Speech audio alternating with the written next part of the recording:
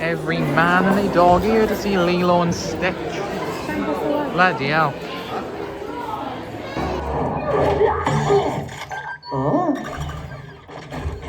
Don't get any ideas. These guns are locked on your genetic signature. No, of course not. You're my sister. And I'll always be here for you, okay?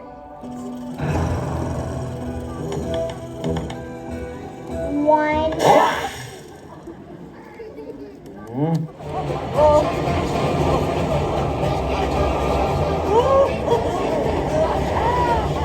Week 19 and Lilo and Stitch to start off with. Now there's the live action one. Upon watching it in the cinema, I've never seen the animated one, so I watched the live action one first.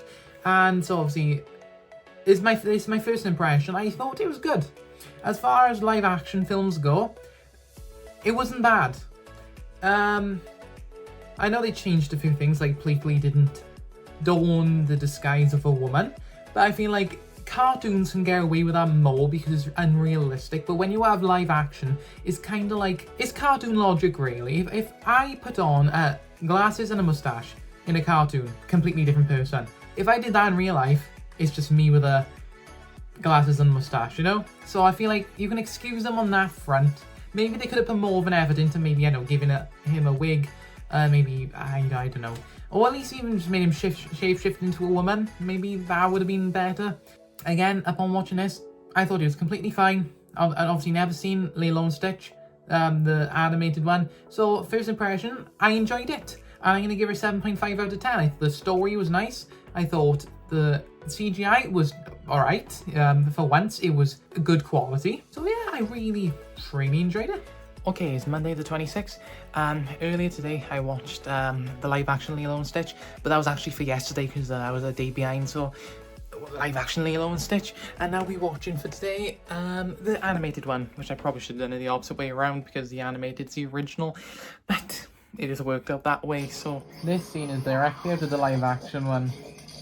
I'm saying that, but this came out first, and he's not in. I don't think he was in the live action one. I don't remember that big guy. But it's mad to see like how basically it's the same film. I don't know why I'm saying this. Oh great, he's loose. His destructive programming is taking effect. He will be irresistibly drawn to large cities where he will back up sewers.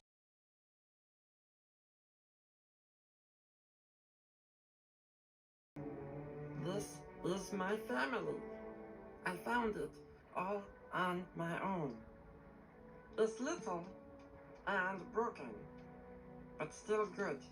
Now for Lilo and Stitch again, but this time the animated version, and I'd say pretty much the same. I literally watched this the same night, basically. I think I was a day behind, so I watched both of them in one day, and it's kind of weird because I know I watched them the opposite way around, but I thought it was just as good. I was kind of like, oh, there's quite a few tweaks actually they made in the live action.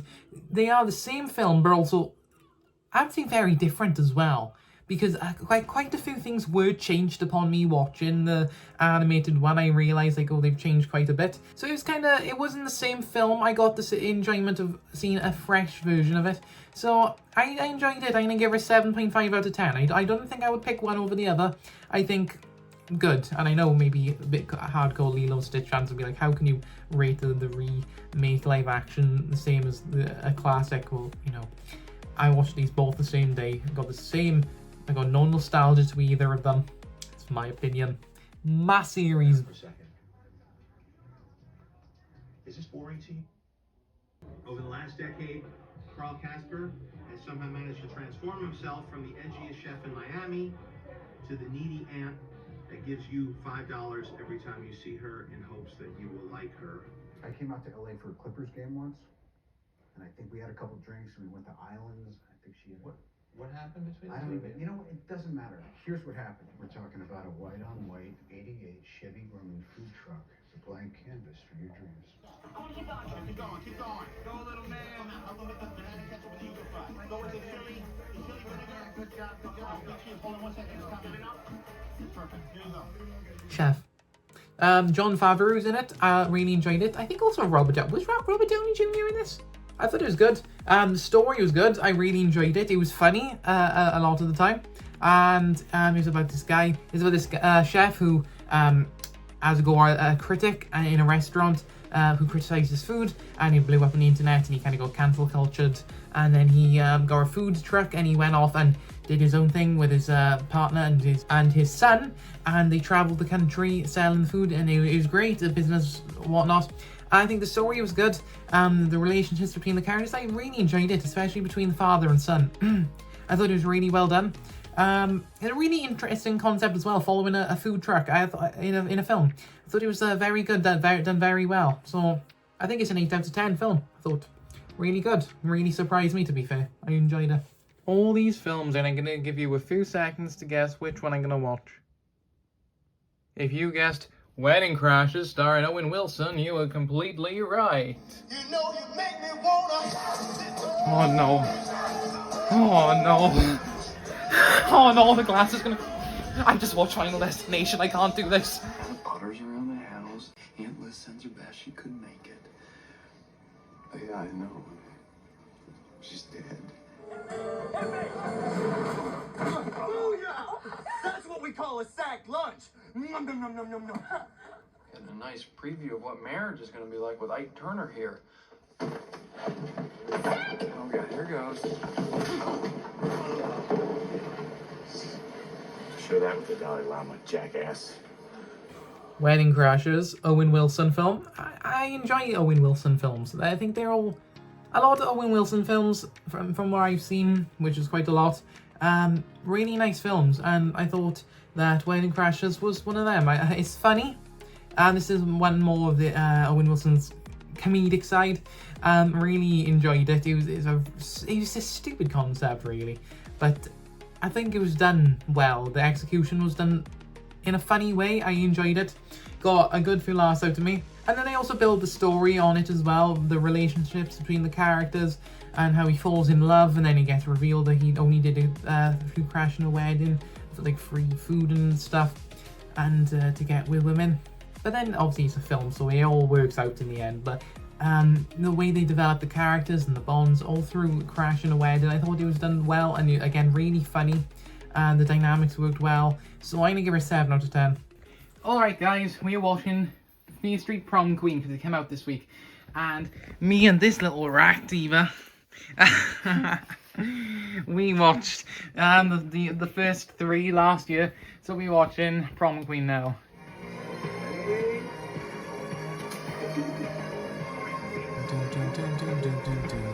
Some of them want to get used by you, some of them want to abuse you, some of them want to be abused.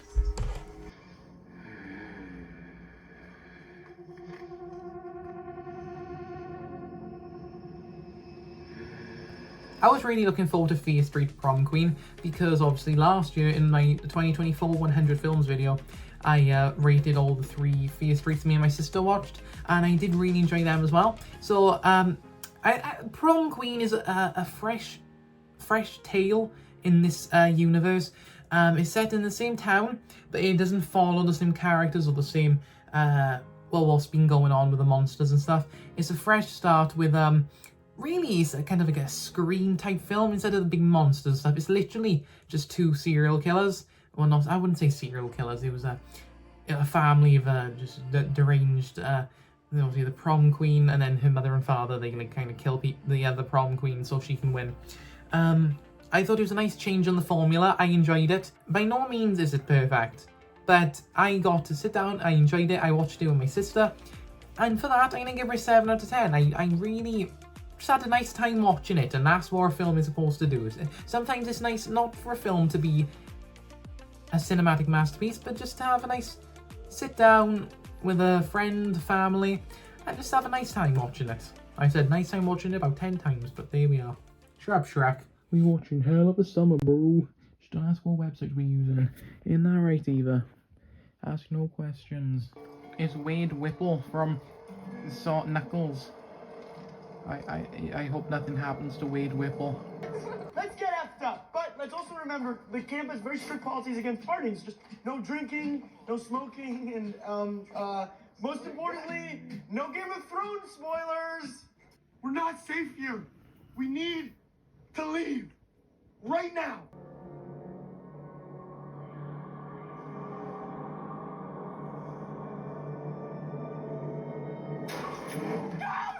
Again, I was excited to watch Hell of a Summer. I think I heard about it a few months ago, and I was like, oh, where can I watch this? And I finally watched it, and I really enjoyed it. Again, it's another one of the slasher type films, a horror set in a summer camp, and a serial killer goes around killing the campmates before the summer camp officially opens, the camp counselors and leaders and whatnot. I like it. I'm a big fan of these type of films, slashers and whatnot, Scream-esque type films. And obviously they're not all done perfectly. And I think I'd say, especially Fear Street, the one I watched, and this one, they aren't Scream level where they're brilliant, but they aren't bad films. They're kind of in the middle, which is why I'm going to give her a 7 out of 10. Because again, it's another one of them slasher films I get to sit down, I get to check on, and just for like 2 hours I get to watch a slasher. It's funny, it's fun, exciting, and it's like, oh, who's the killer, you know? I enjoy them type of films.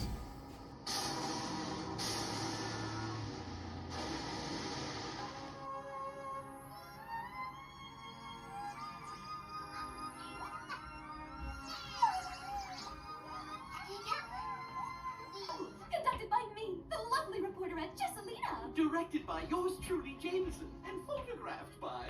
Yo, now that's a name.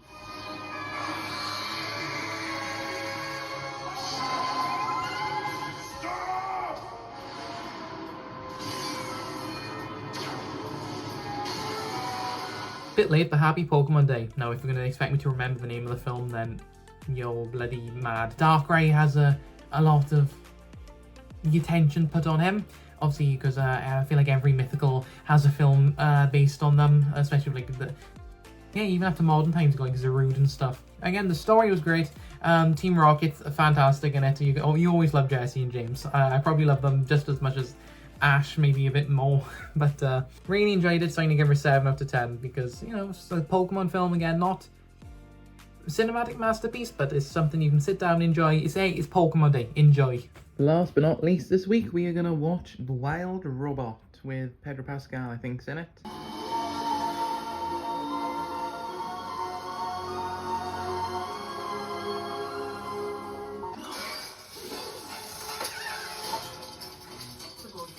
Does not travel through the vacuum of space.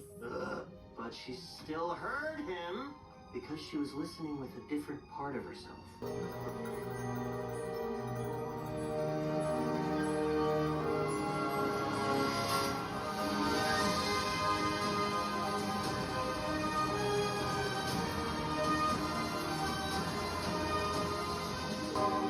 Whoa!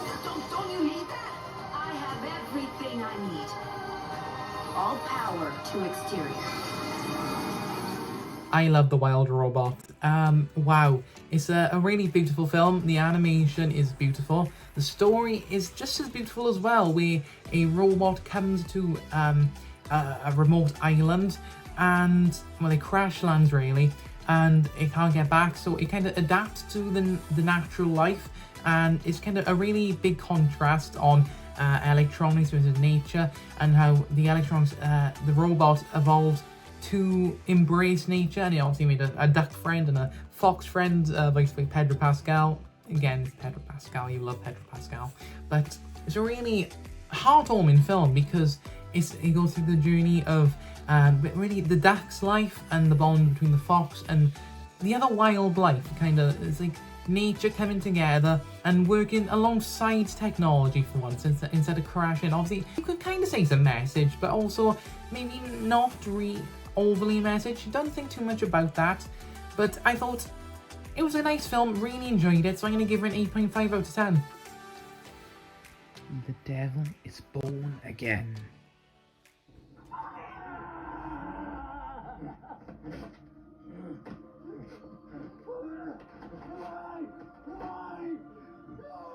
Best way to end my 19th birthday, watching the next episode of Daredevil Born Again, because cool. Not guilty. Count of manslaughter in the 1st degree. On the bullet casing. Oh, for Christ's sake. Bunch of bullshit fanboys, huh? You can't just crack it open like it's a piggy bank I gave Kamala to instill another value of saving.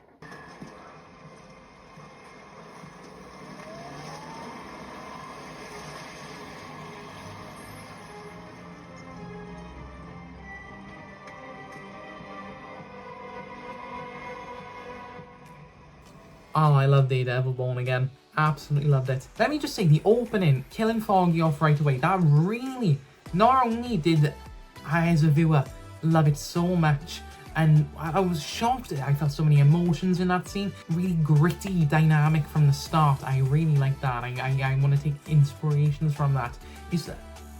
It takes a lot to inspire people, and I can nitpick parts of that, and I'm like, oh, that was done so well, and I really enjoyed it. Overall, the series was fantastic, and it was a fantastic reboot to Daredevil, and I love to see him integrated into this now. Obviously, we first seen him in Spider-Man, which was right, and then we seen him in She-Hulk. Let's forget that happened, but really fantastic. I really like Kingpin in Hawkeye, not so much in Echo, was that her name? And to see him in Daredevil Born Again then, running for president and becoming president, that dynamic works so well. Giving Kingpin that much power is really something. And unlike the other Daredevil Netflix series, where we actually see him and Kingpin fighting against each other, like hand-to-hand combat, this time they're kind of both keeping out of each other's way, so to say. For once, we see them actually just communicating, and Kingpin warns Daredevil, like, don't pick up this act or I will come after you, and all that goes down. Obviously, it's building up to something a lot more, but it is cool just to, for once, not to see them fighting in another dynamic of their relationship. They just sit down and talk, and obviously even Daredevil, Matt Murdock, jumps in front of a bullet for Kingpin in this season, which is mad. Also, I love seeing Josh Bithnell as the Punisher. Charlie Cox always awesome as Daredevil. So yeah, it's absolutely fantastic, and one of my favourite cameos was Kamala Khan's father. But 8 out of 10. Fantastic. That's yours. That star right there. Here I come! We're going 3D. And remember, whatever you do, don't make me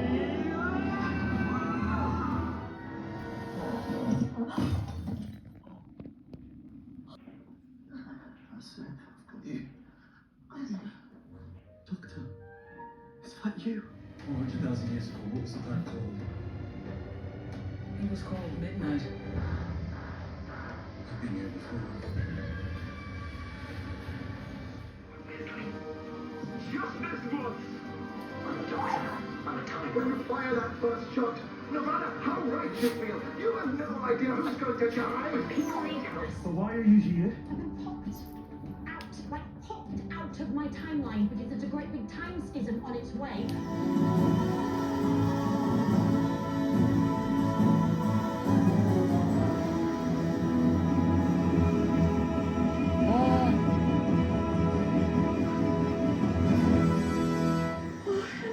Yikes, then is this roller coaster, shall I say. Doctor Who. Yeah, it hasn't been. Doctor Who hasn't had the best track record since, like, really Matt Smith ended. Peter Capaldi had his ups and downs. He's a fantastic doctor. I say also Jodie was a good doctor. I think Peter Capaldi is a great doctor. Jodie is a good doctor. It's just really down to the stories and how they write. And you think that when they brought back RTD, Russell T Davies, they would have that back. Now, Doctor Who Season 1 with Ncuti Gatwa was rubbish. I will say that, it was rubbish. Season 2 had very high highs, very low lows. Like Lux with Mr. Ring-a-Ding, one of my absolute favourite Doctor Who episodes ever. That rivals some of David Tennant's episodes. Absolutely loved Lux to bits. There were other episodes then, like the barbershop one, which I didn't particularly like. I found a bit boring. The Well, Midnight 2.0, I can't remember what it's called. I think it's called The Well. But it's Midnight 2, basically, from David Tennant's era. That was really good. I really enjoyed that as well. when he has a good idea, he does it really well. But he doesn't have a lot of them. Russell T Davies doesn't have a lot of them recently. I really like Belinda, and I liked how Ruby came back, and I like focusing on Unit a lot because it brings it's like Torchwood 2.0. I like Unit and I like the people in it, so I like bring them more into it. And obviously we have a spin-off series coming soon. Thought that was really well. For a show themed around time travel, it's really, they focus too much on the past and don't let go of the past. Obviously, because we had David Tennant come back, and spoiler alert, Gatwa regenerates into Billy Piper. Again, we are stuck in the past. I was really hoping after Gatwa regenerated, we'd get a new face. We would get no bi-generation, no David Tennant coming back. No, I really hope we see, like, I don't know, Simon Pegg or something just appear at the end. But no, it was Billy Piper, and she's a great actress, and she was absolutely fantastic as Rose Tyler. But I just don't like, I'm not a big fan now of her coming back as the Doctor, or wherever she is, because it doesn't say she's back as the Doctor. Who knows what's going on? Russell, what are you doing, pal? If I had to rate single episodes, Lux would be a 10 out of 10. But considering the lows as well, with the finale and stuff, it wasn't awful, but 6.5 out of 10 for the entire season. But again, if I was just to rate Lux, then it would be 10 out of 10 because Lux was great. I'm Mr. Ring-a-ding, I make your hot bells ring. And that is it for week number 19. I really hope you enjoyed. If I look at my shirt, by the way, I was wearing this the entire... Oh, Shrek, no! See, like, you like my shirt? I wanted to show it off because I thought it was quite cool. But, yeah, that's it for this episode. I'll see you in week number 20. Spoiler alert, you might want to switch your musicals on because there's going to be a lot of singing next week. Thanks very much for watching, everyone. I hope you enjoyed this video. And I'll see you next week for Musical Week.